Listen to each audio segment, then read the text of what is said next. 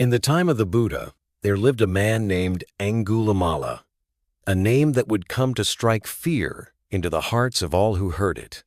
He was known not just as a murderer, but as a savage, a man who had taken the lives of many. The name Angulimala literally means Garland of Fingers, and it was said that he wore a necklace made from the fingers of his victims. He had killed 99 people, and he believed that if he could kill one more, just one more, his purpose would be fulfilled. But Angulimala was not born a killer. He had once been a bright and gifted student. He studied under a respected teacher, and by all accounts, he was intelligent, devoted, and kind-hearted. Yet, due to jealousy and manipulation by others, his teacher grew suspicious and resentful of him. Convinced that Angulimala was a threat, the teacher devised a cruel test, a so-called spiritual ritual, that demanded Angulimala bring him 100 fingers. This, he said, would complete his spiritual education. It was a deception, and Angulimala, caught between obedience and delusion, began his gruesome quest. As the body count rose, entire villages lived in terror. Roads were abandoned, families stayed hidden, and travelers prayed they would never meet the killer in the forest. The king, hearing of the carnage, ordered that Angulimala be stopped by any means necessary. Soldiers were sent. Bounties were declared. But Angulimala, driven by his distorted sense of duty, continued. One day, Angulimala heard that his 100th victim was near. A lone traveler was walking toward the forest, a monk, cloaked in saffron robes, unarmed, walking with peace and dignity. That monk was the Buddha. Angulimala, seeing the figure, ran toward him.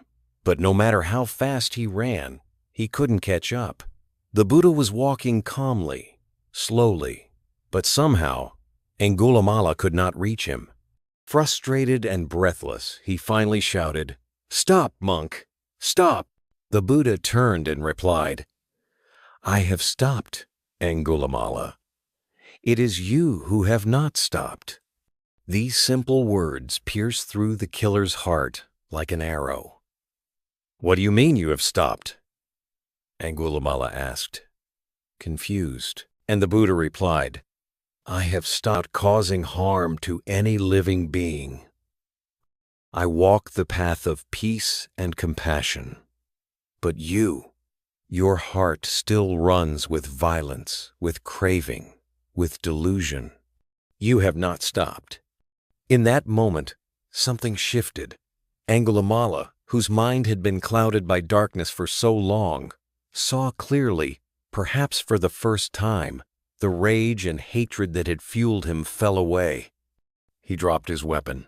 He fell to his knees, and he asked the Buddha, "Can I still change, even now?" And the Buddha, in his boundless compassion, said yes. Angulimala became a monk. He joined the Sangha.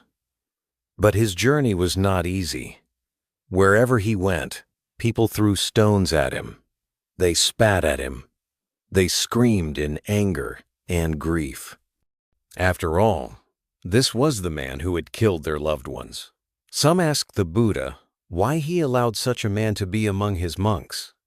The Buddha replied, "Though he has done great harm in the past, he is now changed. His heart is pure. Let his transformation be the teaching." Angulimala practiced diligently. He lived simply. He meditated. He bore the hatred of others with patience and humility. He did not run from his past, but he did not let it define him. And over time, he reached enlightenment. He became free. The same man who once walked the forest as a killer now walked as a monk, carrying alms instead of weapons, offering blessings instead of fear. His transformation was so complete, so sincere, that even the king, who once sought to execute him, came to pay his respects.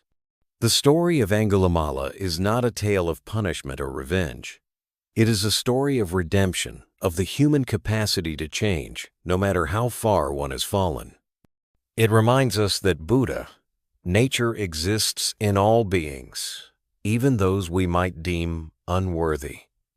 It teaches us that wisdom can cut through even the deepest delusion, and that compassion, when offered at the right moment, can heal the most broken heart. The moment we truly stop to reflect, to turn inward, to see clearly, we begin to walk the path of transformation.